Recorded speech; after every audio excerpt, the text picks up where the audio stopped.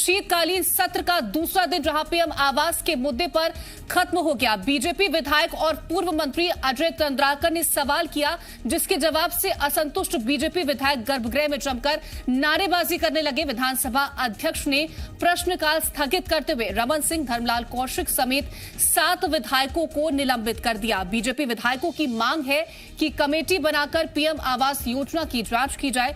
विपक्ष के हंगामे के चलते सदन की कार्यवाही कल तक के लिए स्थगित कर दी गई।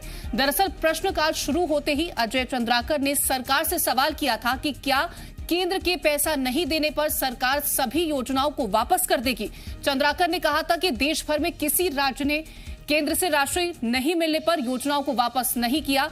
चंद्राकर के सवालों का जवाब देते हुए मंत्री अमरजीत भगत ने कहा कि बीजेपी नेता अगर इतनी बातें केंद्र के सामने रखते तो छत्तीसगढ़ को उसके हक की राशि मिल जाती। वहीं मंत्री चौबे ने सभी रुकी हुई योजनाओं के लिए केंद्र सरकार को जिम्मेदार ठहराया है। रमन सिंह ने सवाल किया कि जो 2,40,000 मकान अधूरे हैं, जर्जर हो रहे हैं, क्या उसके लिए सरकार तत्काल कोई राशि जारी करेगी। पूर्व सीएम के सवाल पर स्पीकर ने चुटकी लेते हुए कहा कि आपके तेवर बदले हुए लग रहे हैं, पहले आपके ऐसे तेवर नहीं देखे। वहीं रमन सिंह के सवालों का जवाब देते हुए पंचायत मंत्री ने कहा कि जैसे ही फंड उपलब्ध होगा वैसे ही अधूरे मकानों को पूरा कर दिया जाएगा। सरकार के जवाब से असंतुष्ट होकर बीजेपी विधायक गर्भगृह में पहुंचे और नारेबाजी। बहुत छोटा सा प्रश्न है कि ये 2 लाख 2.5 लाख मकान, पहला किस्त मिल चुका है, दूसरा किस्त मिल चुका है, अधूरा है, टूट रहा है, जर्जर हो गया है।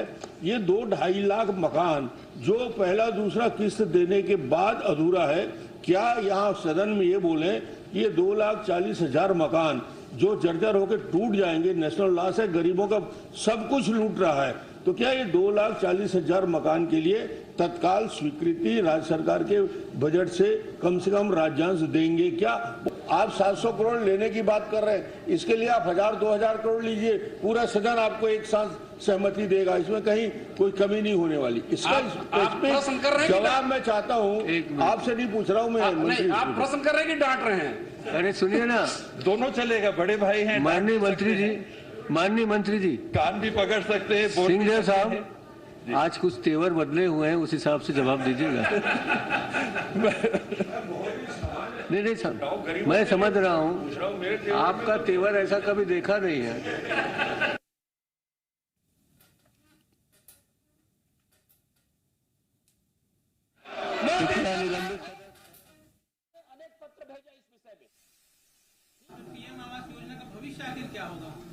आदरणीय मुख्यमंत्री श्री भूपेश बघेल जी ने कहा है कि पीएम आवास योजना जारी रहेगा, केंद्रांश मिलेगा, राज्य का हिस्सा केंद्र सरकार के द्वारा मिलेगा। हम जितने पीएम आवास छत्तीसगढ़ में स्वीकृत है वो सारे पीएम आवास को निर्माण के लिए राशि जारी करेंगे और पीएम आवास छत्तीसगढ़ में जारी रहेगा।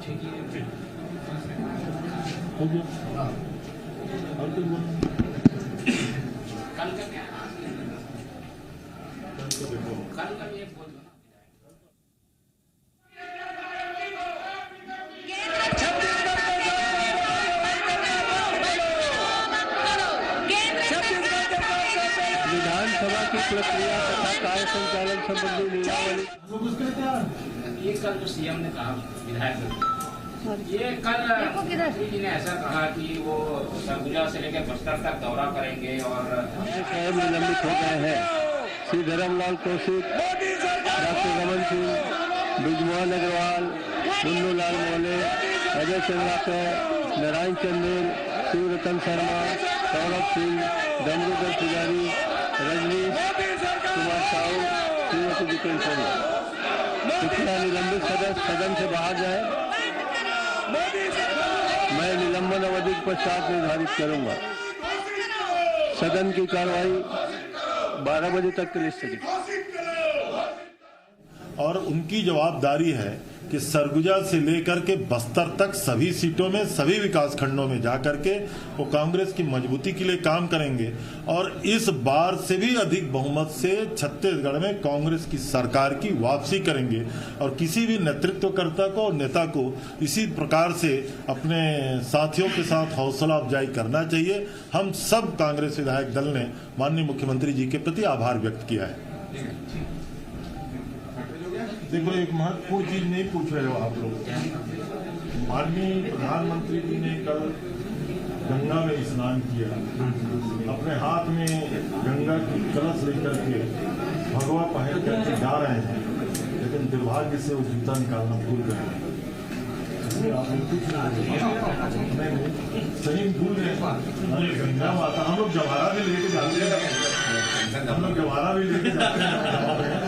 जूता चप्पल पहन कोई नहीं जाता, ये समझ लेना। गंगा मैया उनके हाथ में गंगा कलश, वो भी बाबा विश्वनाथ के दरबार में जाते दिखाई दे रहे हैं। काफी लोग दिखा रहे हैं, लेकिन जूता निकालना भूल गए। इसलिए बात मैं निलंबन अवधि के पश्चात निर्धारित करूंगा। सदन की कार्रवाई 12 बजे तक के लिए स्थगित।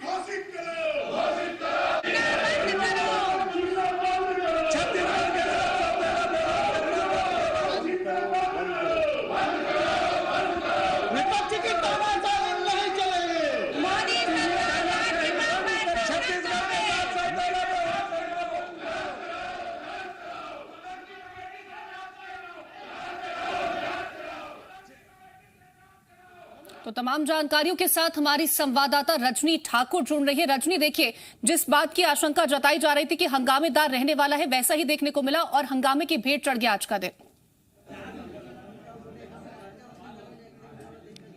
जी, आज शीतकालीन सत्र का दूसरा दिन था और ये संभावना पहले से ही जताई जा रही थी कि हंगामेदार होगा। हालांकि कई मुद्दे थे, चाहे वो प्रधानमंत्री आवास योजना का मुद्दा हो, धान खरीदी का मुद्दा हो, कानून व्यवस्था का मुद्दा हो, लेकिन आज की पूरी कार्रवाई जो है वो प्रधानमंत्री आवास योजना तक ही सिमट कर रह गई।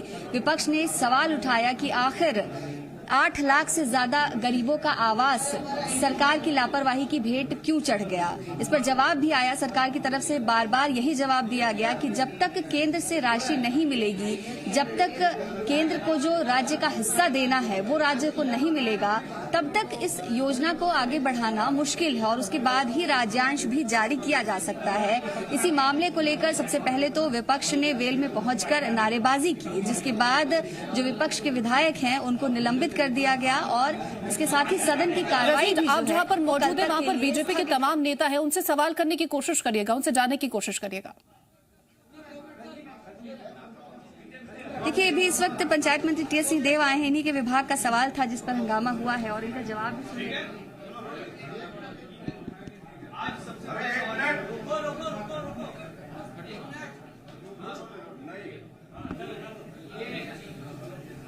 प्रधानमंत्री आवास की योजना क्यों नहीं बन पा रही है? क्या ये अगले साल तक पूरी नहीं होगी, ये मान के चलेगी?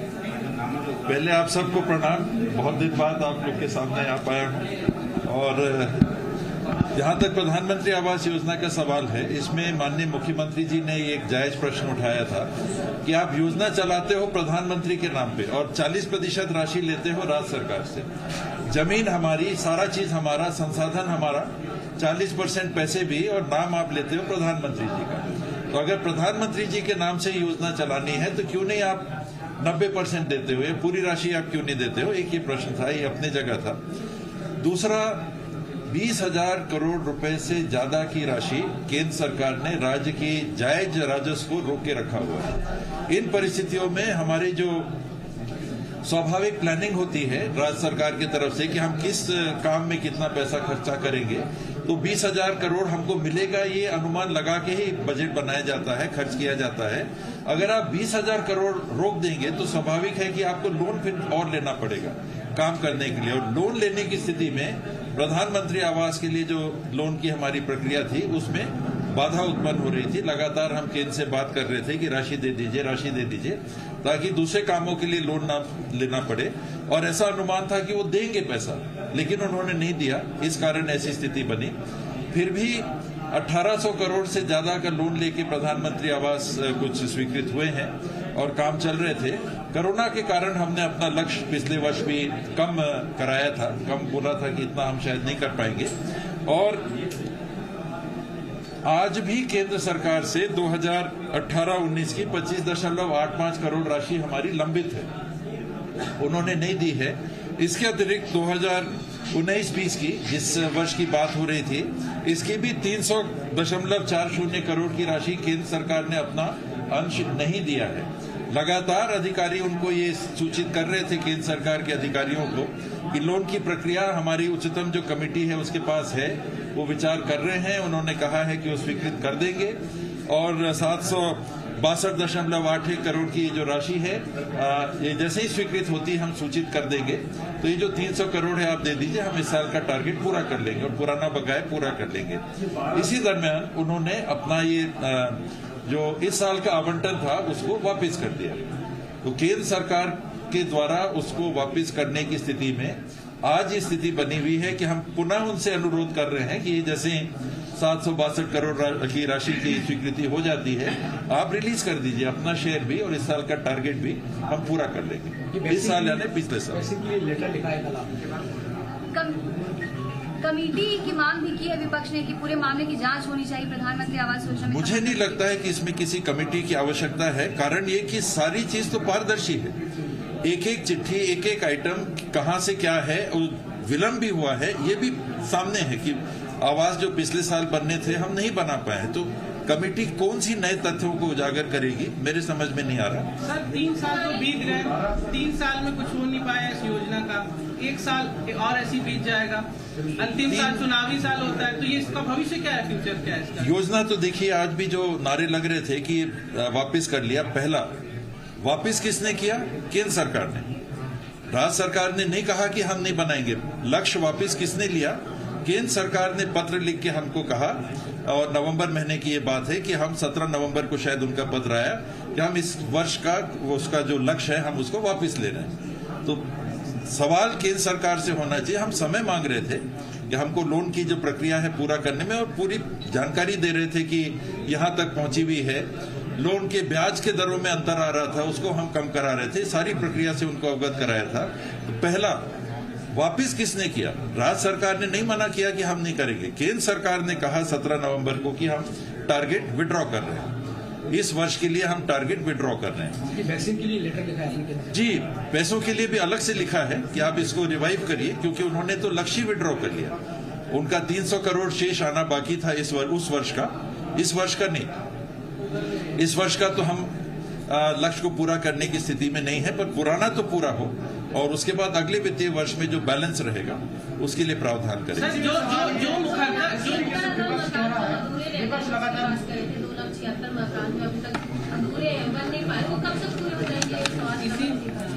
जी, रमन सिंह जी ने जो सवाल पूछा 274 का, 274 है, 240 कुछ वो कह रहे थे, तो इसमें 1,57,000 तो 20-21 का टारगेट है, जिसके विरुद्ध में अभी राशि का आवंटन हुआ ही नहीं है। तो वो अधूरे उस नाते हैं कि टारगेट में नहीं है। वैसा देखिएगा तो 8 लाख अधूरे हो जाएंगे। जो टारगेट हमारा 18,74,000 का है, उसको अगर आप लक्ष्य करके करेंगे तो हमको काम अभी करना बाकी है। बीजेपी ने जो कहा है 13,000 करोड़ का नुकसान है, ये किस तरह का नुकसान है? 13,000 करोड़ का नुकसान नहीं है, वो ये मेरे ख्याल से शायद कहना चाह रहे हैं कि ये जो राशि है 13,000 शेष आनी जो राशि है, 13,000 करोड़ की राशि आना शेष है, जिसमें केंद्रांश 7,532 करोड़ और राज्यांश 55,166.64 करोड़। इसको अगर आप जोड़ते हैं तो 13,098.65 करोड़ होता है। ये अपने आप में कोई छोटी राशि नहीं है। आप स्वयं समझ सकते हैं कि राज्यांश कितना है, 5,000 करोड़ रुपए, 5,566 करोड़ रुपए राज्य को व्यवस्था करनी है। सर, जितनी मुखरता शासन ने, कांग्रेस पार्टी ने किसान धान के मुद्दे पे दिखाई, पत्र लिखे, दिल्ली गए, पूरे विधायक चले गए, सरकार चली गई, ये कहने का, ये गरीबों के मुद्दे पर इतनी मुखरता क्यों नहीं दिखाई दे रही आवाज की? इसमें पहल पूरी हुई है। दोनों इश्यूज अलग अलग हैं। अगर आप देखेंगे, धान के मुद्दे में पहले साल उन्होंने कहा कि हम बोनस देंगे, दूसरे साल उन्होंने पत्र जारी किया कि जो बोनस देगा उसका हम चावल ही नहीं उठाएंगे। मुद्दे एकदम अलग अलग हैं। इसमें जो प्रक्रिया चल रही थी, कुछ हमारे तरफ से कमी है कि हमने राज्यांश की पूर्ति में थोड़ी हमारी कमी रही है, जिसको हम पूरा कर रहे हैं। आज भी मैंने सदन में बताया कि 762 करोड़ रुपए का लोन प्रकरण लंबित है, तो उतनी हमारी तरफ से भी कमी है। तो वो मुद्दा नहीं बनता जो धान का मुद्दा है। चावल के मुद्दे में आपने कहा हम उतना चावल उठाएंगे ही नहीं। फिर आपने कहा कि इतने से ज्यादा हम उठाएंगे ही नहीं, आप मालगाड़ी नहीं दे रहे हैं, वाहन परिवहन करने के लिए नहीं दे रहे। मुद्दा एकदम अलग है। इसको विड्रॉ उनको नहीं करना चाहिए था। उनका जो कोटा है 300 करोड़ रुपया उनकी राशि पेंडिंग थी, तो हमारा 762 करोड़ का व्यवस्था जैसे होता तब वो रिलीज करते। विड्रॉ क्यों किया?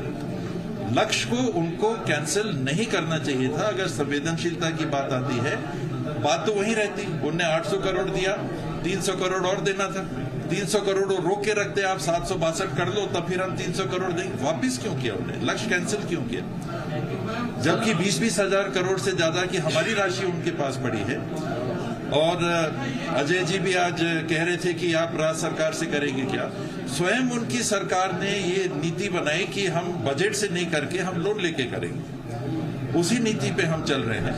और हमको बजट से खर्चा करने के लिए अगर स्थिति बनेगी भी तो 20,000 करोड़ आएगा तब बनेगी। न्याय योजना लानी पड़ेगी कैसे? डॉक्टर रमन का जिक्र आया, आपने कहा बड़े भैया हैं, काम खींच सकते। हाँ, वो बात आ रही थी कि आज तेवर उनके बदले हुए हैं, तो मैंने कहा नहीं, कोई ऐसी बात नहीं है, बड़े भाई हैं। वह 307 भी मेरे ऊपर हुआ था जब वो मुख्यमंत्री थे। चुनाव की एक रात, वोटिंग की एक रात पहले। तो आज कान पकड़ना है तो कान भी पकड़ सकते हैं। सर, स्वास्थ्य विभाग जीनोम